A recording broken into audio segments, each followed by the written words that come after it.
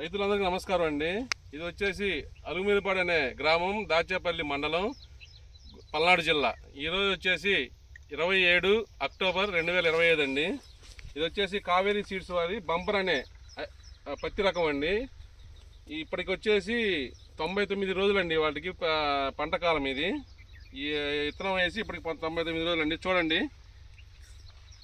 99 రోజులకు కూడా ఎంత ఎర్లీ వెరైటీ చూడండి. కింద నుంచి మొదల నుంచి కాసింది. ఎక్కడ కూడా నీకు కాయ డ్యామేజ్ కాలేదు.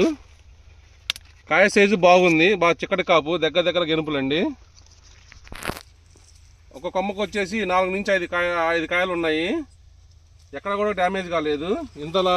ఇంత హెవీ రైన్స్ ఈ సంవత్సరం వర్షాలు ఎక్కువ ఉన్నా కానీ వర్షాల్లో కూడా ఈ వెరైటీ అయితే ఇంతవరకు ఒక కాయ కూడా డ్యామేజ్ కాలేదు. కావేరీ వాళ్ళది బంపర్ అనే వెరైటీ అండి.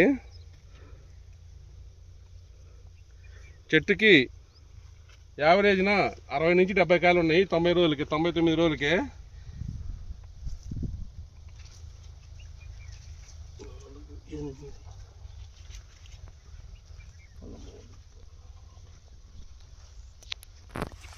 డెబ్బై 75 కాయలు దాకా ఉన్నాయి చెట్టుకి.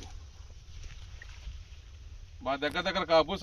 ఈ సైజులో దగ్గర కాపు అనేది రావటం, అది కాక ఆకుకి నూగి ఎక్కువ ఉండటం వల్ల సకింగ్ పేస్ట్, తెల్లదాము కానీ పచ్చదాము కానీ ఆశించడం తక్కువగా ఉంటుంది.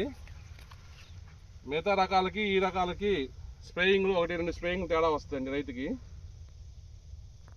బరస్టింగ్ కూడా బాగుంటుంది. ఈ వెరైటీ గురించి మన కావేరీ ఆర్ఎం గారండి, శశిభూషణ్ రావు గారు మాట్లాడతారు. మనకి నమస్తే అండి అందరికీ. ఈరోజు కావేరీలో కొత్తగా నూతనంగా వచ్చిన హైబ్రిడ్ అండి ఇది కావేరీ బంపర్. ఇది KCH 172 నెంబర్ అండి. దీనిలో ఉండే ముఖ్య లక్షణాలు ఏంటంటే కాయ సైజ్ అనేది కొంచెం లావుగా ఉంటుంది. లావుగా ఉన్నప్పటికి కూడా కిందన ఏ సైజు అయితే ఉన్నదో పై వరకు కూడా అదే సైజు రావడం జరుగుతుంది.